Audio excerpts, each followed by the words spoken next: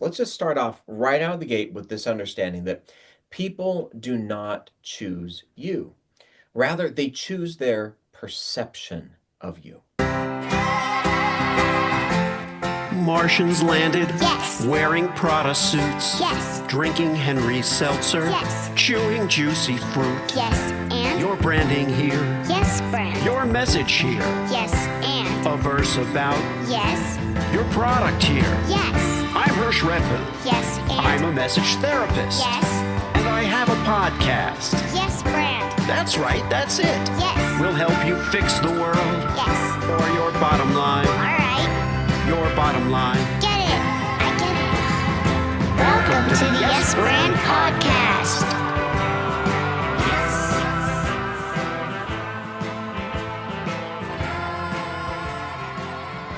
So, Christian, when you were getting ready to write the influence mindset, what was going through your mind? It's interesting when you are sitting across the desk from hundreds and thousands of individuals who are desperately trying to stand out, and who, because I was working in university admissions at the time, and sometimes people would be flying in from across the country just to have a meeting with me. And I realized, wow, okay, they want to know what I know desperately bad. And how can I put this into a framework that is simple and easy so that it benefits them as much as possible? And in short, how do I put this in a way that just answers the questions that they didn't know they needed to have, right? So that they can feel a lot more confident moving forward and getting to where they want to go. So it was a process of boiling down, framing ideas into the most effective way possible, and saying, how can I make this so that it is immediately beneficial to someone who picks up the book and from page one is getting the benefit from reading? I love that. I love that response to a kind of an off the cuff question, but something that made sense for me to ask. Um, I'm sitting here with Christian Hansen in the Yes Brand hot seat.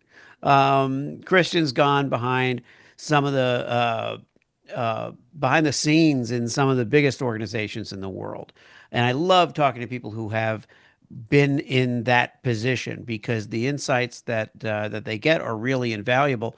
What has he been trying to find out? He's been trying to find out why some people get chosen and others don't. He's a two-time best-selling author, as I was just talking about his book, and he's a LinkedIn top 10 ranked author. His book, the first book was called The Influence Mindset, and then there's The Influence Mindset for Sales Acceleration. And Christian helps teams and organizations who want to increase their earning potential by standing out from the crowd and influencing people to choose them. And if you know anything about what I do, and I've talked about on the show, I work with personal brands. I believe all branding is personal. A lot of it has to do with how does someone stand out. But there are many, many ways to skin the cat, so to speak. And I'm really interested to talk with Christian about it now. He has degrees from Brigham Young University and the London School of Economics, which one of my clients, Anna Denny, also comes from London School of Economics, and he's helped thousands of individuals position and sell themselves. So he's a fan of international communication history and choral music, as am I.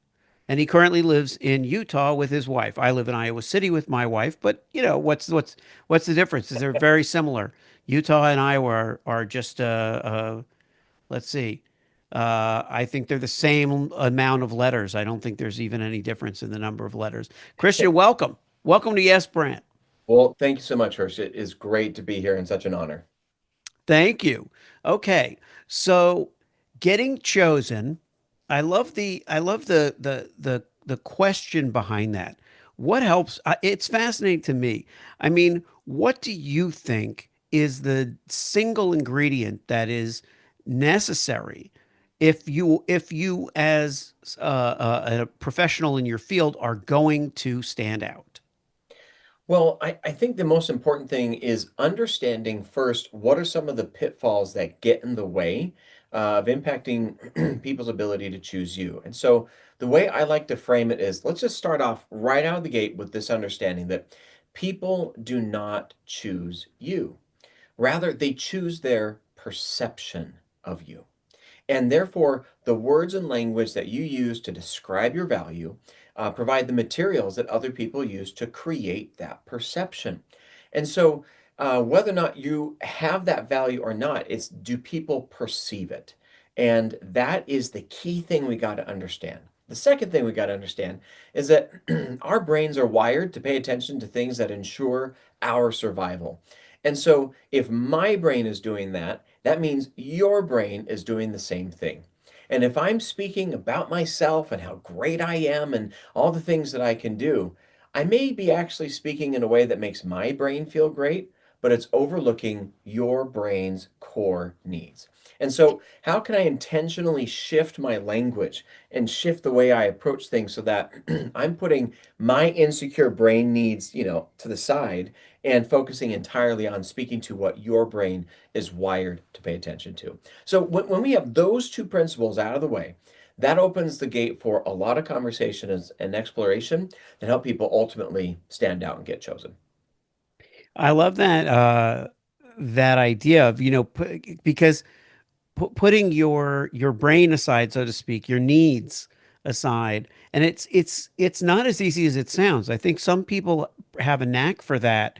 They really know how to focus on the person they're talking to, but others of us, think that our role is to and this is not even necessarily egotistical, that our role is somehow to share the knowledge that we have, share the experiences we have, share of ourselves.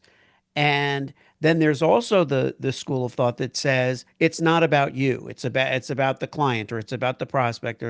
And that sometimes feels like, well, which is it? Am I the prize in the sense that I'm bringing something to this party that's really needed, or am I merely uh, an acolyte, who's just here to, make the other person feel special or feel good, which may or may not help them, you know? That's a really interesting perspective because you're 100% right. This isn't the process of influencing someone to choose you isn't the same thing as opening up a therapist's office, okay, where you're just making it all about them.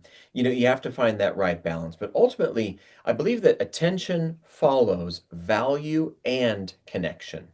And so, if I'm going to try to win over the attention of another person to pay attention to me, I need to be offering value to them in a way that makes them feel like they can get to where they want to go.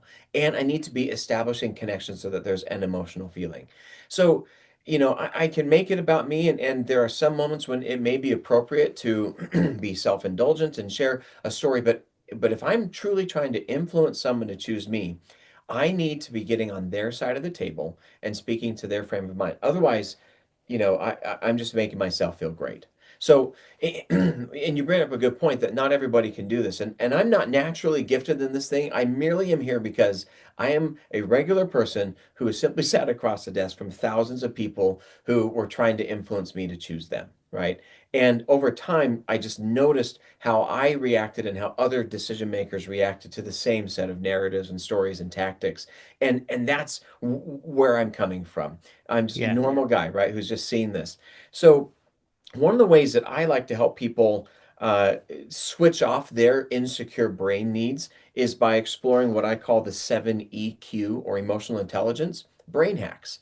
And that's again the subject of my second book, The Influence Mindset for Sales Acceleration, where I cover the 7 EQ brain hacks that get people to choose you. And when I'm asking myself these kinds of questions, these brain hacks, then it intentionally is reverting my focus away from me and towards the person I'm trying to influence. So, for example, one of them is, how can I help this person feel heard and understood right now? Right? Yeah. If I'm in a conversation and if I'm asking myself, that is going to put a stop at my insecure needs to jump in with a fact or me too, or look at me.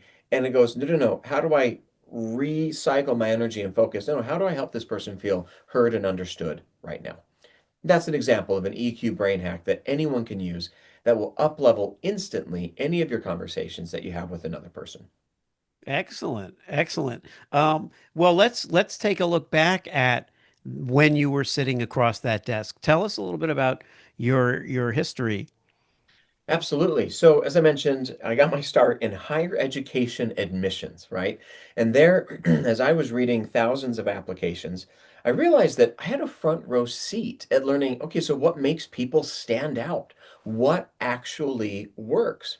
And again, I started to notice patterns and habits and techniques. And in particular, this one experience where it was a Friday, we were tired. It was the afternoon, and we had a bunch of students coming up in their files, and we were just denying them left, right, and center. It's like we drank pickle juice that day, and we're in a bad mood. But all of a sudden, this one student's profile just came up, and now their grades weren't anything to write home about, right? Their test scores weren't fantastic, but it was something in how they wrote, something in what they said in their essays that all of a sudden made all of us and our Grinch's hearts grow Hmm. 10 sizes bigger. And one by one, I saw each one of my colleagues say, this is a student we need to have at our institution, right? And as every person said, thumbs up, we want to vote this student, and they were admitted. And everyone left to go to their next meeting. And I sat there in that room going, how did that student just win over an entire room of people, irrespective of, right? Regardless what their Hmm. grades and test scores were. So I took it back to my office and I studied what did they say? How did they say it? And every single time I encountered a student had that impact on me and an impact on the decision makers, I studied it. And as time went on, and I later went, I ran MBA programs. I also ran internship programs internationally for large multinational companies. I even worked in ultra high net worth financial services. Time and time again, these same principles kept coming up. Just the dollar signs were different, right? And at the end of Hmm. the day, it wasn't the people who were remarkable who got chosen. In every single case, the student or the person who is most likely to get the job, to get accepted to the university, to make the sale, right? The person who won over hearts and minds first came across as incredibly relatable. And that's when I learned that the path to remarkability lies first in relatability. And how Hmm. can you do that? Because again, we all want to feel remarkable, but if I walk into a situation and I'm like, look how remarkable I am, right? Look how smart, capable, qualified I am. If a company says, look at our great service, our great products, our great experience, well, congratulations, you sound just like everyone else because everyone else is also pretty good at what they do, right? Yeah. If you want to influence people's perceptions, you need to change how you communicate and focus on building that connection first. And that's why I say again, the path to remarkability lies in relatability. Relatability, and that's a great line. The path to remarkability lies in relatability, um, and a lot of people will call that disarmament, kind of being disarming. Uh, you know, um, having humility, but also having confidence. Um, so that leads us to a good question. What role does confidence play when you're wanting to be chosen, when you're wanting to win a slot or a spot? I think you bring up an excellent point that you have to find the right balance. And there's, I think confidence needs to be directed to confidence in what, right? If it's confidence in Hmm. me and my abilities, right? Someone's going to perceive that in one way. And to a point, I think that's important. But if I'm confident in my ability to help you get to where you want to go, right? If I'm confident in also your ability to get to where you want to go, I think that those are two different things. And that it can influence someone to feel like, okay, I totally got this, right? Yeah. So if I walk in and let's just kind of give two scenarios here, right? First person, I'm having a conversation with you and I say, yeah, no, I'm totally confident we can easily take care of this. My team has totally handled it. I've done this tens and hundreds of times. It's not a problem, right? I mean, there's nothing wrong with that answer, but what if I shifted the language to, I am totally confident that you are going to get to where you want to go. I see the abilities inside of you. I see the drive, and I'm 100% confident with, some changes that you can totally get there. And I want to walk alongside you along that journey, right? Just in those two examples, right?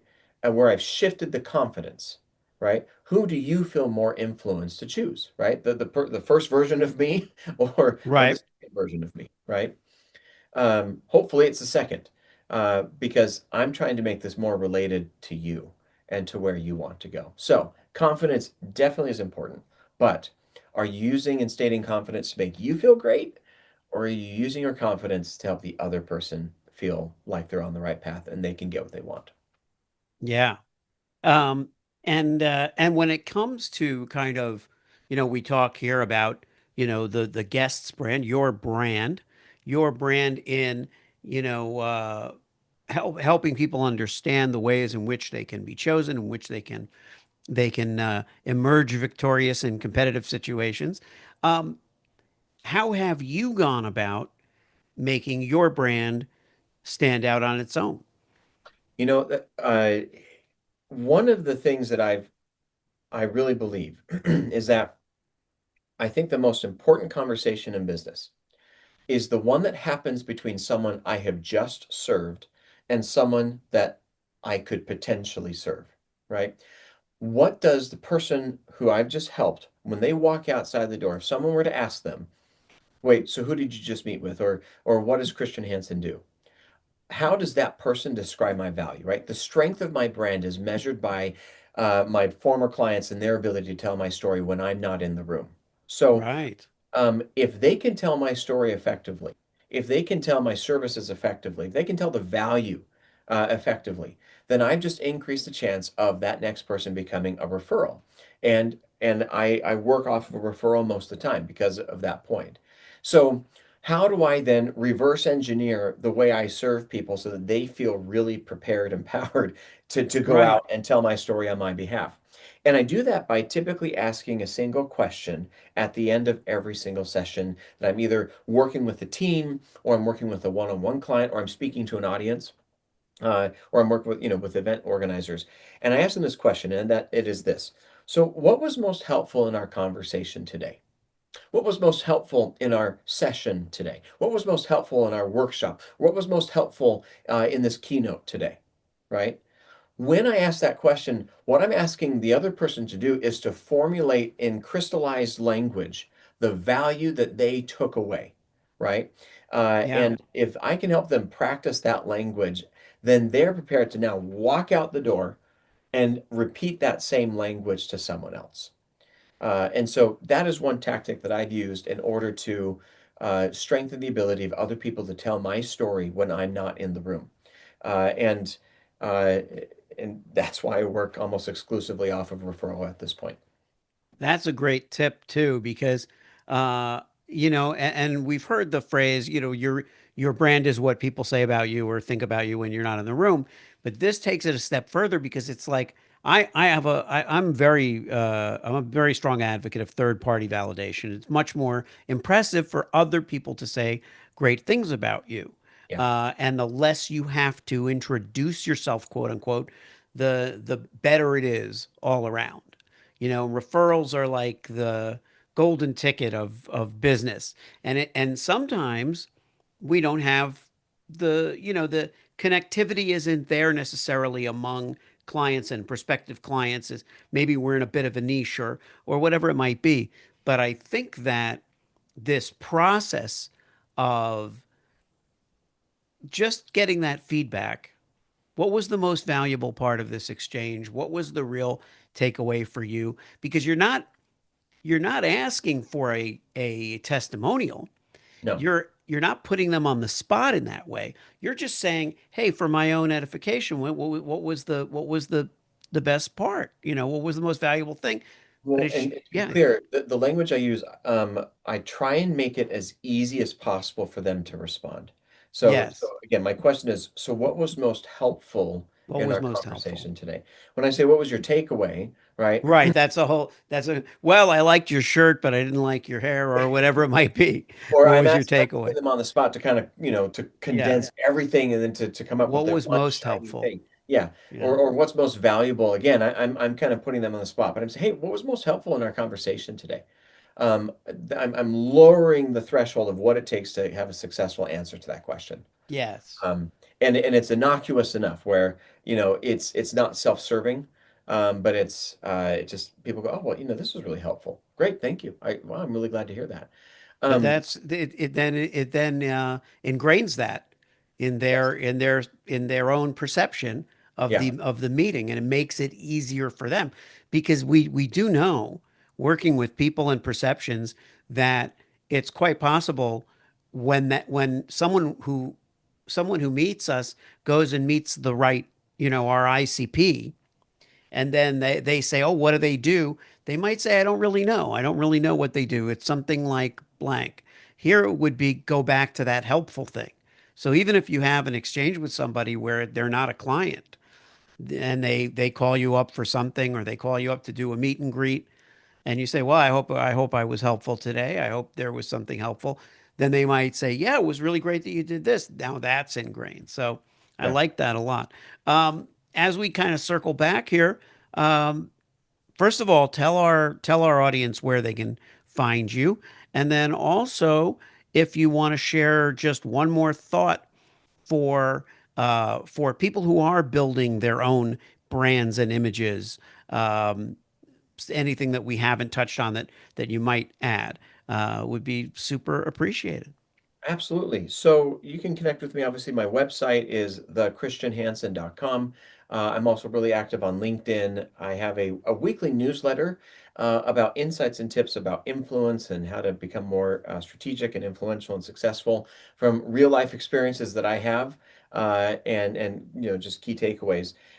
There's obviously my book, The Influence Mindset for Sales Acceleration, where we've covered a little bit about that. If you want to connect with me there, that'd be a great place to chat. I'm doing a coaching program called the Seven Conversational Assets that get people to choose you, and where I walk alongside people and I help them create the seven key stories that I think every single business owner, every single salesperson, every single professional needs to have in their back pocket, ready to tell, so that in networking they can tell the story that's most impactful. So, like for example, you have the story of how you and your significant other met, right? That is an approved story that you've told many Yeah. times and you've practiced. Well, do you have the same facility, the same ability to tell the story of, well, how'd you get into your business? How'd you discover the value that you offer? How do people work with you? Do you have stories of equal preparation for those key things that you need to have? So again, that's what I'm working with teams and organizations on that right now. Um, so in terms of one other thing that I think can really move the needle, uh, to put it simply, it's this: how can I shift my language more into the levels of insight as opposed to knowledge? Okay, what do I mean by this? There's four levels of information. Okay, you have knowledge, which is simply retained information. The next level is applied knowledge, which is now experience. And then when you reflect on experience, that becomes insight. And then when you take insight and you connect it to other things, you have wisdom. And in a world that is drowning in way too much knowledge and experience, because everybody has it, and yet they're starving for insight and wisdom, what communicative commodities do you think are more valuable, right? Knowledge and experience, or insight and wisdom? Obviously, in my experience, it's insight and wisdom. So, in fact, there was a study that a company interviewed, again, thousands of employees, and they asked, what's the most important trait a leader needs to have? And they discovered that being perceived as a strategic thinker made your perceived value jump by nearly a factor of 50, whereas being highly skilled, aka having lots of experience, only influenced your perceived value, by a factor of 2. So if you could speak at the higher levels of insight and wisdom instead of knowledge and experience, you've just increased your perceived value by nearly a factor of 50 compared to everybody else who's speaking at how knowledgeable and how experienced they are. So let me give you an example. Instead of saying, well, yeah, again, I mentioned this earlier. Boy, I've worked with this many companies before.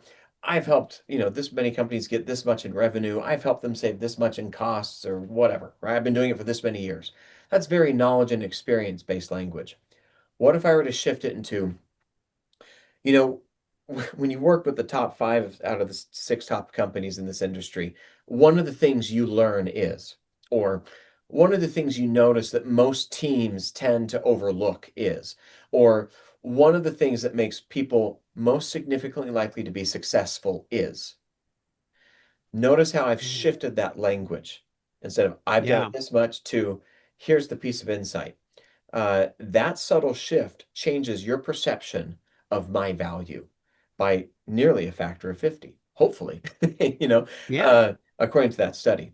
So, I mean, just curious, when you heard those two examples, what was your impression of the two different examples? I thought that I related really well to the second example because it sounded like I was going through my head is do I do that? Am I clever enough to do that? Because I really I have a confidence in my facility with words, and I'm aware that the way you frame it, where you put the subject, where you put the you know the other pieces of your message really matter. So, what is the first thing that you're saying?